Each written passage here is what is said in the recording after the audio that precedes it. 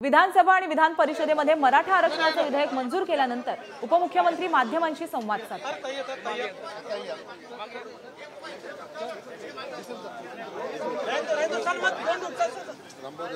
आपण हे दृश्य पाहतोय। विधान भवन परिसरामध्ये मोठ्या प्रमाणात जल्लोष करण्यात आलाय आणि या पार्श्वभूमीवरती उपमुख्यमंत्री देवेंद्र फडणवीस माध्यमांशी संवाद साधतात।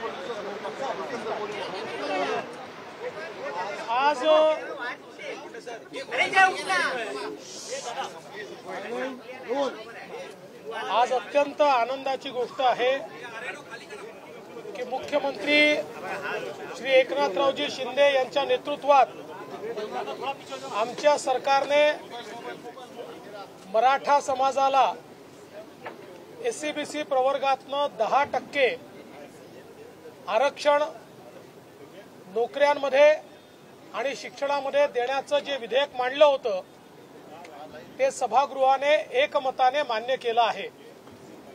दोन्ही सभागृहात हे विधेयक एकमताने मान्य झालंय। त्यामुळे मराठा समाजाला आरक्षण मिळण्याचा जो मार्ग आहे हा मार्ग मोकळा झालाय। आपल्याला कल्पना आहे की ज्यावेळी मागच्या काळात मी मुख्यमंत्री असताना आपण मराठा समाजाला आरक्षण दिलं होतं।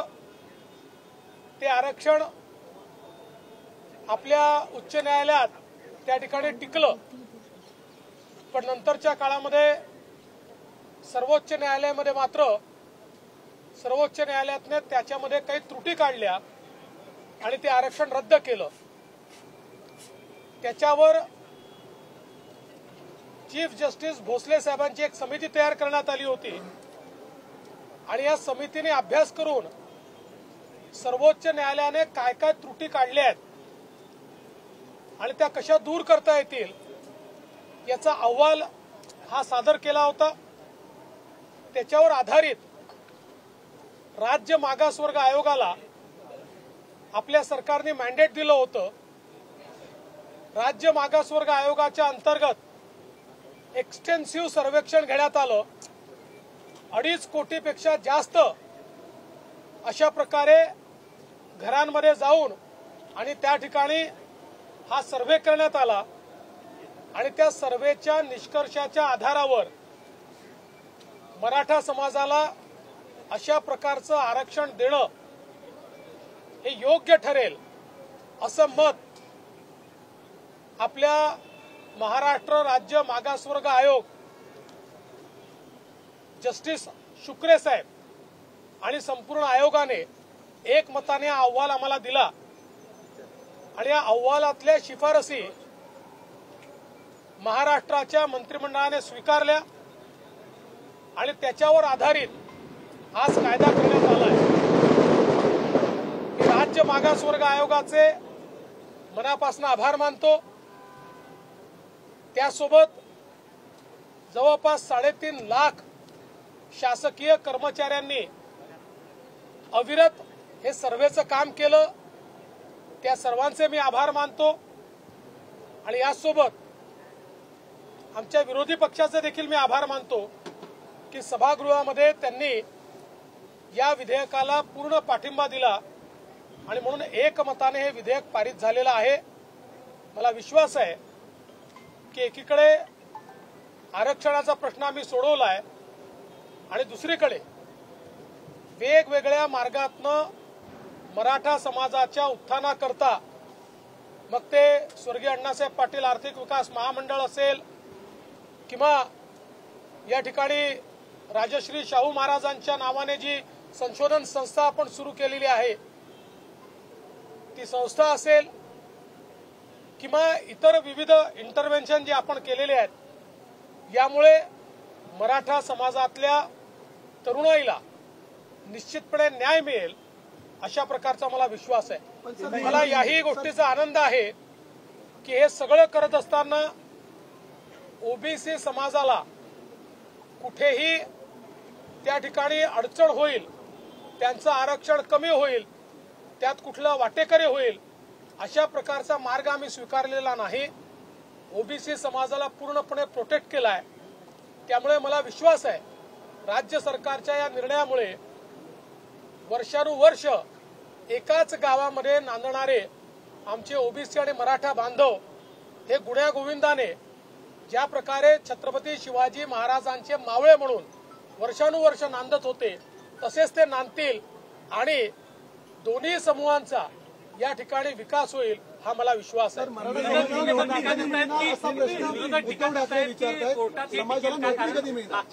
आज मुख्यमंत्री श्री एकनाथराव शिंदे जी के नेतृत्व में हमारी सरकार ने मराठा समाज को एससी-बीसी के तहत 10% आरक्षण देने का प्रस्ताव एक कानून के रूप में, एक बिल के रूप में दोनों सदनों में रखा था। दोनों सदनों में एक मत से यूनानिमसली इस कानून को मान्य किया है, इस बिल को मान्य किया है और इसको कानूनन अमली जामा पहनाया है। अब कानूनन मराठा समाज को 10% आरक्षण दिया जाएगा। ये देते समय कहीं पर भी ओबीसी समाज के आरक्षण से छेड़छाड़ नहीं की गई, ये अलग से आरक्षण दिया गया है। राज्य में हमारी सरकार ने जो वादा किया था उसके अनुरूप पिछले समय जब मैं मुख्यमंत्री था और हमने मराठा समाज को आरक्षण दिया था और माननीय उच्च न्यायालय ने उस आरक्षण को वैध ठहराया था, किंतु सर्वोच्च न्यायालय ने उसमें कुछ कमियां दिखाई थी और उसको रद्द किया था। उसके बाद हम लोगों ने चीफ जस्टिस भोसले साहब की कमेटी तैयार की थी और उनको हमने ये निवेदन किया था कि ये क्या कमियां हैं और इन कमियों को कैसे पूरा किया जा सकता है, इस बारे में वे हमें मदद करें। उन्होंने उस प्रकार से एक रिपोर्ट हमको दिया। उस रिपोर्ट के आधार पर हमने टर्म्स ऑफ रेफरेंस ये बैकवर्ड क्लास कमीशन को दिया। बैकवर्ड क्लास कमीशन के लिए करीब राज्य के 3.5 लाख कर्मियों ने एक्सटेंसिव सर्वे किया। उस सर्वे के आधार पर बैकवर्ड क्लास कमीशन ने एक रिपोर्ट तैयार की, जिस रिपोर्ट में उन्होंने अनुशंसा की कि मराठा समाज ये सामाजिक आर्थिक रूप से पिछड़ा होने के कारण एक विशेष प्रवर्ग के रूप में इसको देखा जाए और इसको 10% आरक्षण नौकरियों में और साथ साथ शिक्षा में भी दिया जाए। उसी प्रकार का यह आरक्षण दिया गया है। मुझे बहुत खुशी है कि आज हमारे मुख्यमंत्री जी के नेतृत्व में हमारे महायुति की सरकार ने एक ऐतिहासिक फैसला आज लिया है। आप विपक्ष लगातार दोहरी भूमिका निभा रहे, सदन के भीतर एनोनिमसली पास होता है, बाहर आकर विपक्ष के लोग कहते हैं सरकार सिर्फ सामने चुनाव को ध्यान में रखकर आरक्षण दे रही है। देखिए, ये तो विपक्ष का काम ही है, पर ये बात भी लोगों ने देखी है कि जब हमने कानून लाया तो विपक्ष ने उसको पूरा समर्थन दिया है। तो इसलिए अब ऐसी दोहरी भूमिका लेने का कोई कारण नहीं है। फिर भी मैं ये बात कह दूं, चुनाव हो चाहे नहीं हो, हमने ये भूमिका 1.5 साल से रखी थी और 1.5 साल से हम लोग इसके ऊपर मेहनत कर रहे थे और उसके बाद ये नतीजा आया। अजितदादांना अर्जंटली बाहेर जायचं होतं, ते बीएससीला देखील उपस्थित नव्हते, ते अर्जंटली बाहेर गेले। उद्धव ठाकरेजीने कहा है कि जो नौकरियां है वो असल में मिलना चाहिए। भरती जी तुम्ही करत आहात त्याच्यामध्ये तर मराठा आरक्षणाला नोकऱ्या मिळतील का? उद्धव ठाकरे पण सवाल विचारत आहे। एकदा कायदा पास झाला की आता जेवढ्या ऍडव्हर्टिजमेंट्स निघतील त्या सगळीकडे मराठा समाजाचं आरक्षण असेल। उन्होंने शक जताया कि जो आपने वादा किया है वो जमीन पर नौकरियां मिलना चाहिए लोगों को, वो देखना चाहते हैं। उद्धव ठाकरे ने कहा कि चलो अच्छी बात है, उद्धव ठाकरे जी का भी हमारे ऊपर ही भरोसा है, ये भी बहुत अच्छी बात है। उनका भरोसा ये सही है, ये हम दिखाएंगे। अभी मराठी सर उद्धव ठाकरे हा प्रश्न विचारताय, मराठा आरक्षण दिलं, नोकरी पण देणार का मराठा आरक्षणातून? तुम्हाला विश्वास नाही का नोकरी पण देणार? मला असं वाटतं की आता हे विधेयक पास झाल्यानंतर सगळ्या नोकऱ्यांमध्ये हे आरक्षण मिळणारच आहे। त्यांच्या समोरच विधेयक पास झालेलं आहे, त्यामुळे त्यांना असा प्रश्न पडण्याचं काही कारण नाही आहे। पण मला हे माहिती आहे की त्यांचा आमच्यावरच विश्वास आहे. त्यांना माहिती आहे की मराठा समाजाला नोकऱ्या असेल, शिक्षणात असेल, सवलती जर कोणी देऊ शकेल तर ते एकनाथराव शिंदेजी यांच्या नेतृत्वातलं सरकारच देऊ शकेल, हे त्यांना देखील माहिती आहे. लोकसभा चुनाव को ध्यान में 16% आरक्षण दिलं होतं. पृथ्वीराज चव्हाण मुख्यमंत्री असताना मराठा समाजाला 16% दिलं होतं. त्यानंतर तुम्ही मुख्यमंत्री असताना 13% दिलं आणि आता परत 10%. दिवसेंदिवस मराठा समाजाची टक्केवारी कमी होते आरक्षणाची, मात्र हे भविष्यात टिकल का नाही? पहिली गोष्ट तर अशी आहे की 16% जे आरक्षण दिलं होतं ते माननीय न्यायालयाने नाकारलं. पुन्हा आपण 16% दिलं होतं ते न्यायालयाने 12 आणि 13% हे लॉजिकली त्यावेळी केलं होतं. परंतु आता राज्य मागासवर्ग आयोगाने सुप्रीम कोर्टाने जे काही निकष दिले त्या निकषांच्या आधारावर ज्यावेळेस पाहणी केली, त्या पाहणीतनं त्यांनी ज्या प्रकारचा रिपोर्ट दिला आहे, शेवटी आपल्याला आरक्षणाची टक्केवारी ठरवताना जो काही आपल्याकडे रिपोर्ट असतो त्याच्यामधले जे काही निरीक्षणं असतात आणि वेळोवेळी न्यायालयाने दिलेले आदेश असतात, याच्या परव्ह्यूमध्येच हा निर्णय आपल्याला करावा लागतो. जसं ईडब्ल्यूएसला देखील 10% आरक्षण देण्यात आलं, तसंच एससीबीसीलाही 10% आरक्षण देण्यात आले. कांग्रेस ने कहा मुसलमानों को भी आरक्षण मिलना चाहिए, मराठाओं को इंसाफ दिया, मुसलमानों को भी आरक्षण दिया. इसके ऊपर आप सवाल उद्धव ठाकरे जी को पूछिए.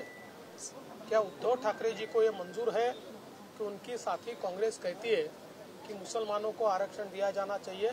ये सवाल मेरे से ज्यादा आप उद्धव ठाकरे जी को पूछ सकते हैं.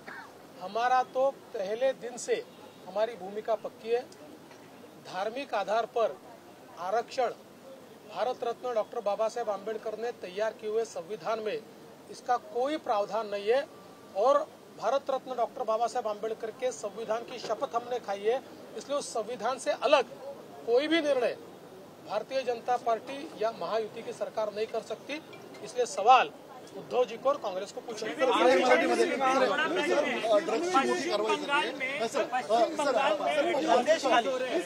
पुण्यामध्ये ड्रग्सची मोठी कारवाई झाली. गेल्या 8 दिवसांपासून ड्रग्स मोठ्या प्रमाणात जप्त होताना पाहायला मिळतंय. पुण्यामध्ये जवळपास 1100 कोटींचं ड्रग्स जप्त झालंय. मी पुणे पोलिसांचं मनपूर्वक अभिनंदन करतो.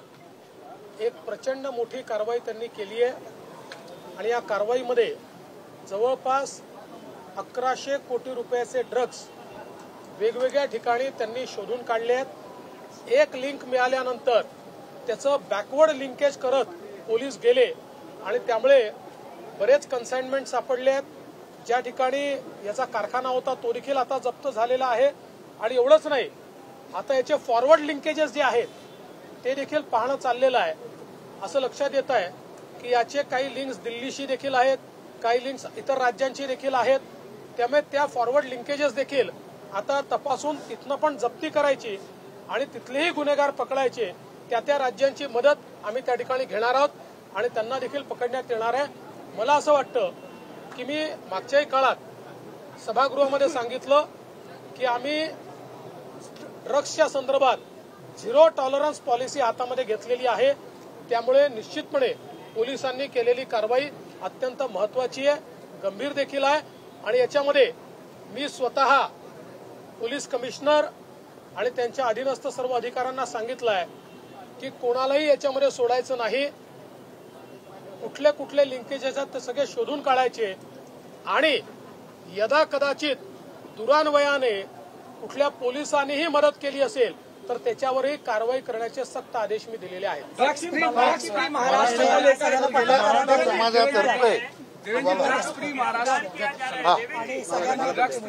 को लेकर सरकार ने अरेस्ट कर लिया है. देवेंद्र जी, ड्रग्स फ्री महाराष्ट्र को लेकर आप लोग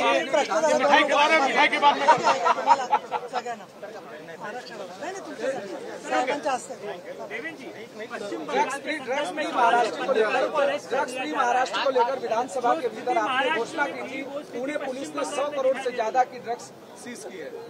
देखिए, मैं पुणे पुलिस का बहुत बहुत अभिनंदन करना चाहता हूं. उन्होंने अलग अलग कार्रवाइयों में 1100 करोड़ रुपए के ड्रग्स को, एमडी को जब्त किया है. और ये करते समय एक लिंक मिली उसके आधार पर बैकवर्ड लिंकेज वो ढूंढते गए और बहुत अच्छी तफ्तीश उन्होंने की, जिसके कारण एक बहुत बड़ा कंसाइनमेंट ये वो हथिया पाए हैं, उसके ऊपर छापा मार पाए, उसको जब्त कर पाए। अभी फॉरवर्ड लिंकेज के भी उन्होंने तफ्तीश शुरू की है। इसमें दिल्ली का कुछ लिंक दिखता है, अलग अलग राज्यों का लिंक दिख रहा है, वहां पर भी जाकर जब्ती करना, उन राज्यों की मदद लेकर ये पूरा जो नेटवर्क है, इस नेटवर्क को खत्म करने का काम ये सरकार की ओर से, विशेष रूप से पुणे पुलिस की ओर से किया जाए। पश्चिम बंगालच्या संदर्भात सर एक सवाल, मराठा समाजातील तरुणांना याचा फायदा होणार आहे असं देवेंद्र फडणवीस म्हणाले। उद्धव ठाकरेंचा आमच्यावरील विश्वास हा खरा ठरेल असं सुद्धा देवेंद्र फडणवीसांचं वक्तव्य समोर आलंय।